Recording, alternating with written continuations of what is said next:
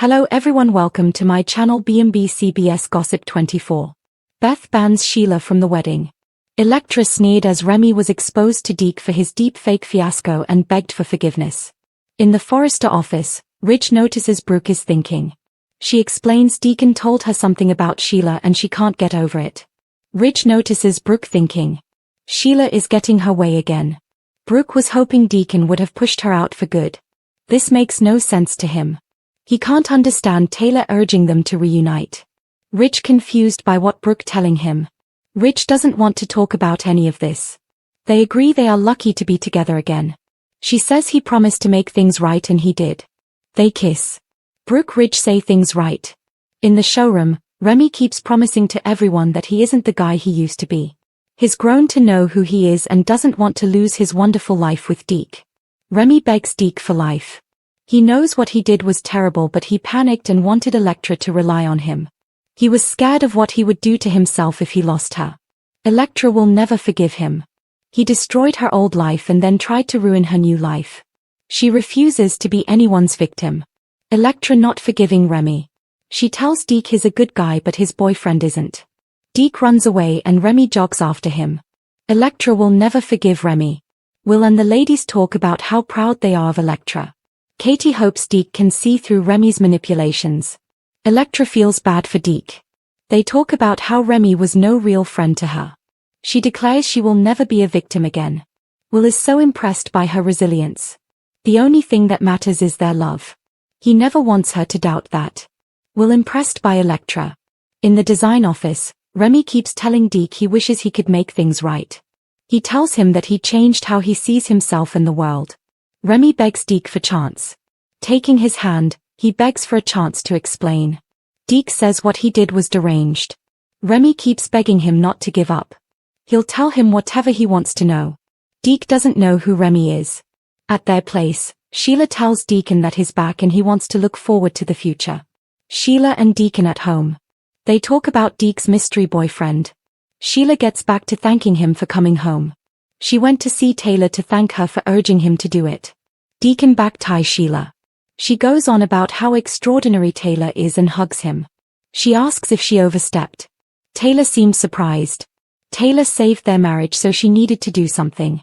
He says he came back because he loves her and it was the right thing to do. Sheila tells him she wants to be by his side at the wedding. What better way to solidify their strength? Sheila thankful for Taylor. At Brooks, Beth explains bouquets to Bill. She and Liam explain she will be officiating the wedding ceremony. Beth talks bouquets. Bill is impressed. Beth promises she will do a great job and Bill tells her she'll have to keep her foot down on Liam. Bill tells his son how proud he is of him for reuniting his family. Beth Bill Liam talk wedding.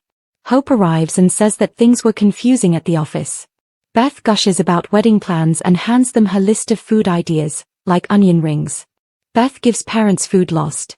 They go through her guest list. Beth says there's one person she doesn't want at the wedding, Sheila. A desperate Remy begs Deke not to dump him, and Beth bans from Lope's wedding. Brooke complains to Ridge about Deacon saying he's back with Sheila. She was really hoping it was over, and she would be out of his life for good.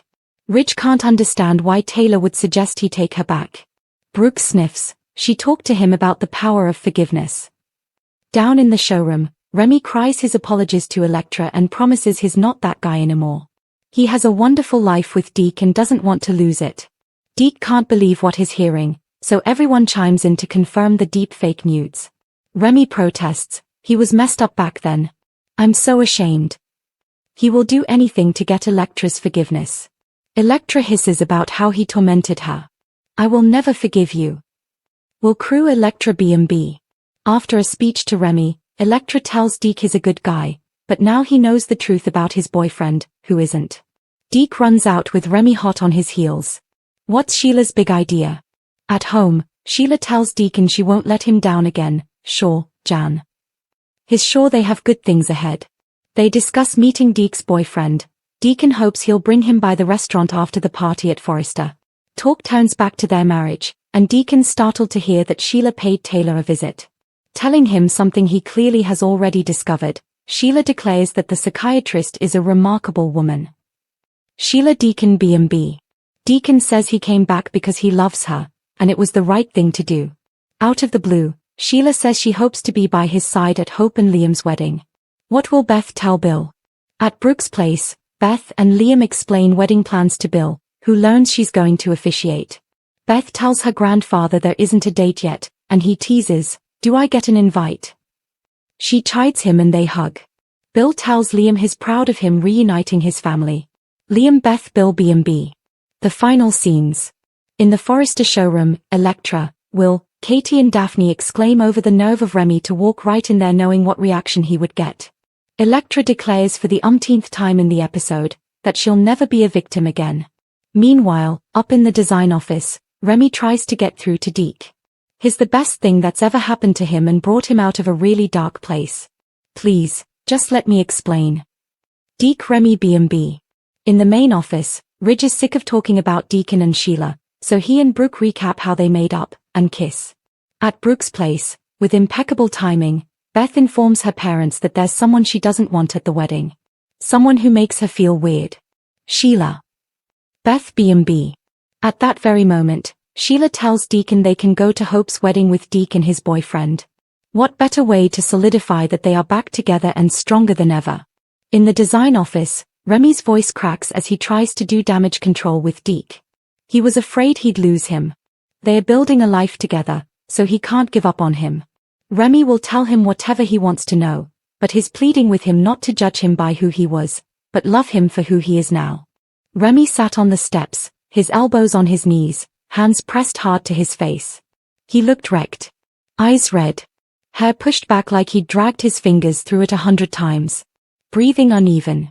He didn't look like Remy, the polished up-and-coming Forrester star with confidence that bordered on performance art. He looked like a little boy trying not to break. The door creaked open. Deke stepped inside. No judgment. No annoyance. Just quiet presence. He eased down onto the step beside him. "All right," Deke murmured. "Tell me what's going on." Remy shook his head fast, too fast, like if he stopped moving he'd shatter. "I can't lose this. I can't lose you." Deke's expression softened, old pain recognizing younger pain. "Remy," he said gently, "I never asked you to be perfect." Remy let out a laugh that wasn't a laugh at all, swallowing air like it burned. "You're the only one who hasn't," he whispered. "Everyone else? They either want something from me or they want me to be something. If you walk away." His voice cracked. "I don't have anyone left." Deke didn't reach for him, didn't crowd him, but his voice was careful, solid, warm. "You will always have me. But I can't stay if you keep blowing up your own life." Remy squeezed his eyes shut like that was the last thing he wanted to hear.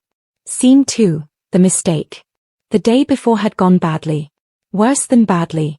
The preview fitting for Luna's capsule line had been a disaster, and Remy, stressed, fast-talking, overstretched Remy, had snapped at Electra in front of half the design team.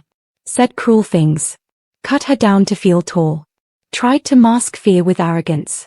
And Deke had watched it happen, watched Remy become the version of himself he had worked so damn hard to grow past. So Deke had said, quietly, "Maybe I need to step back. Maybe I'm enabling you." And Remy had panicked. Ran. Hid. Ended here. Now he shook his head fiercely. "You think I was like that because I wanted to be?" Remy said, voice sharp and breaking. "I was scared, Deke. I was scared I'm not enough for this world. Not talented enough. Not graceful enough. Not good enough." Deke's voice dropped to a whisper. "You are enough.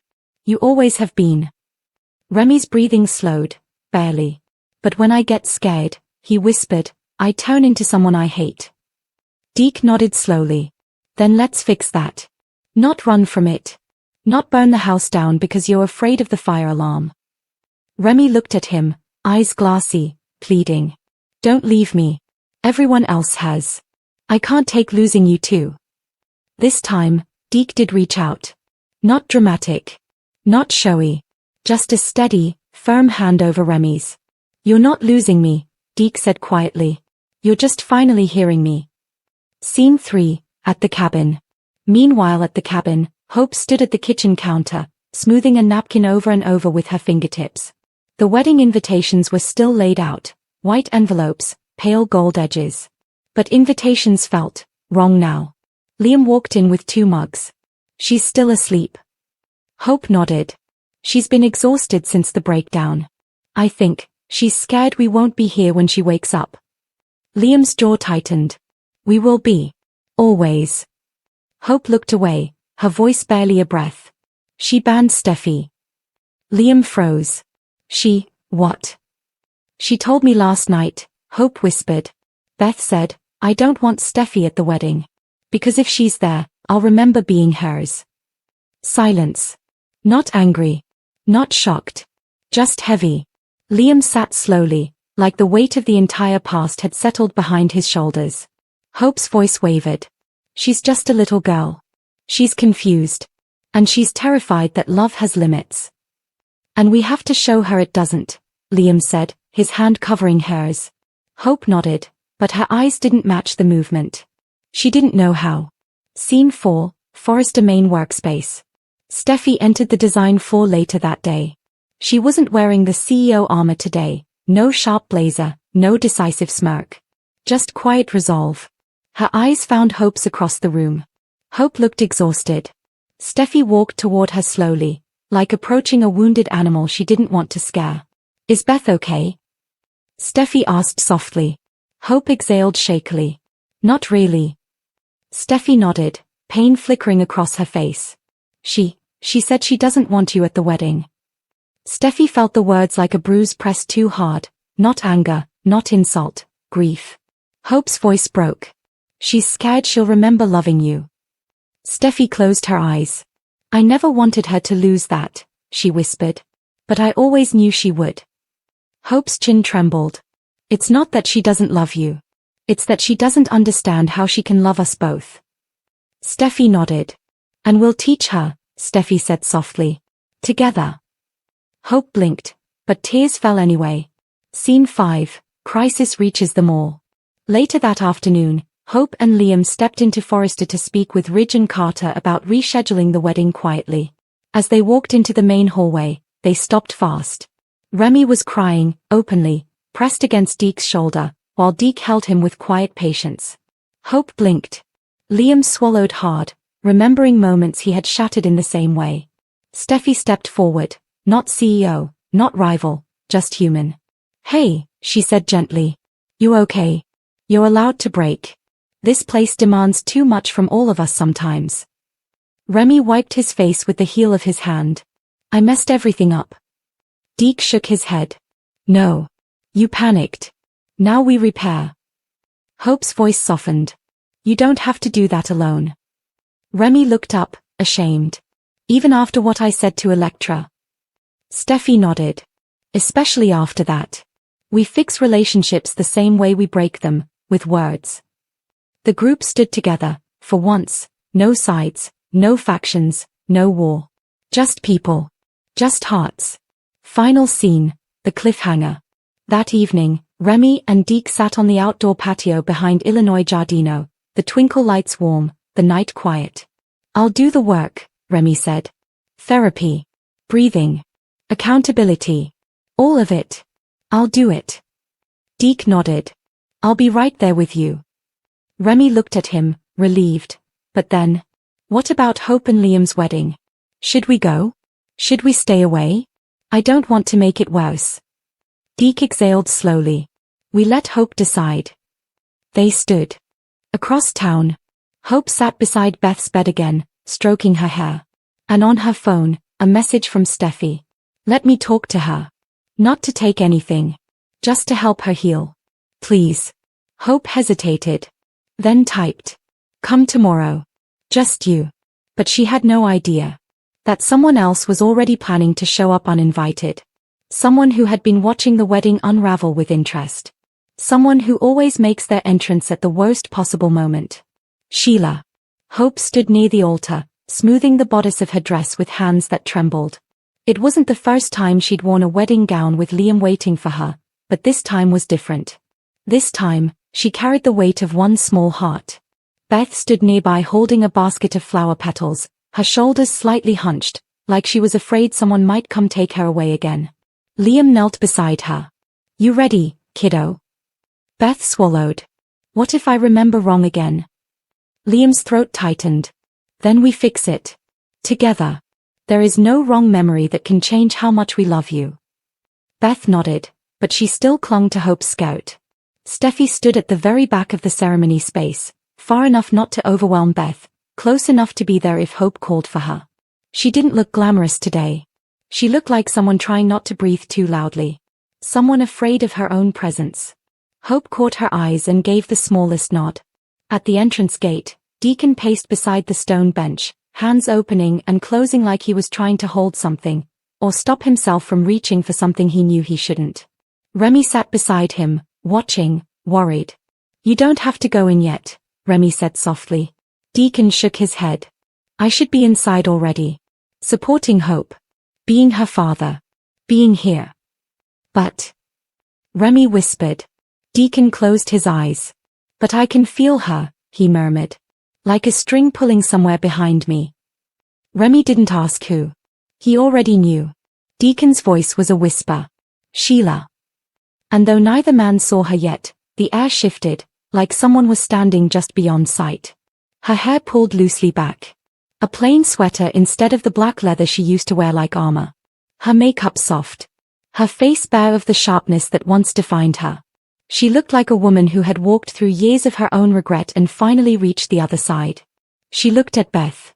And her face crumpled, just slightly, as if her heart cracked open beneath her ribs. She just watched. And cried. Silent. Unnoticed, except by one person. Steffi turned at the exact moment Sheila's shoulders shook. Time stopped. Their eyes met across the space. Steffi did not scream. She did not run. She did not collapse. She simply inhaled, sharp, trembling, because seeing Sheila there didn't feel like fear. It felt like memories. Good ones. The ones no one lets her talk about. The ones she's not allowed to feel. Sheila put a hand over her mouth, to stop the sobs spilling out. Steffi's eyes filled, but she didn't look away. Hope turned slightly, instinct, awareness, mother's radar, and saw Steffi staring toward the trees. Then she followed the line of her gaze. Her heart seized. Sheila, Hope whispered.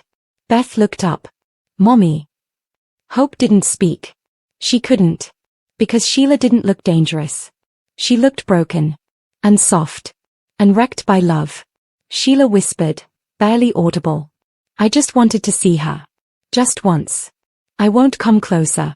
I won't take anything. I swear. Hope believed her. And that scared her more than anything else. Because grief and love are neighbors. And Sheila was made of both. She walked slowly, every step a memory. Holding Phoebe in her arms. Singing to her. The smell of baby shampoo and warm formula. The moment they told her the truth. The silence after. She stopped 6 feet from Sheila. Sheila lowered her head, tears streaking down her face. I'm not here to take her, Sheila whispered. I know I don't get that. I know what I've done. I know I don't get forgiveness. Steffi's breath shook. She doesn't remember you, Steffi said softly. Not the way I do. Sheila's face broke, quietly, beautifully. I know, she said. And that's good. She should never remember pain. Steffi nodded, tears falling now. But she remembers being loved, Steffi whispered. Sheila pressed her hand hard to her chest, like holding her own heart in place. I'm glad, she breathed. Act 6, Deacon arrives. Deacon appeared at the path, frozen, seeing the two women standing in shared grief. He didn't rush to Sheila. He didn't call her name. He just watched, because he had never seen her like this. Not dangerous. Not manic. Not wild. Just a mother. A mother who had lost everything. Steffi turned and saw Deacon. Their eyes met, and there was no anger there. Only understanding. Only pain. Only these are the people we once tried to save. Hope's voice finally broke. Sheila, why did you come? Sheila didn't wipe her tears. To prove I could leave, Sheila whispered. And that I still can.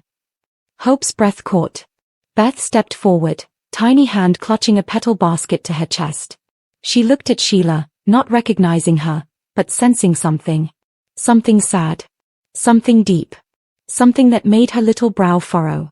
You look like you're crying, Beth said softly. Sheila's knees nearly gave out. Steffi placed a hand on her arm, steadying, gently. Sheila whispered. Just, happy tears, sweetheart. And then, Sheila stepped back. A full step.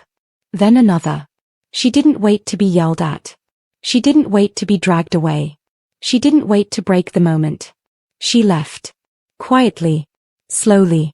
Without taking anything. But she left everyone different.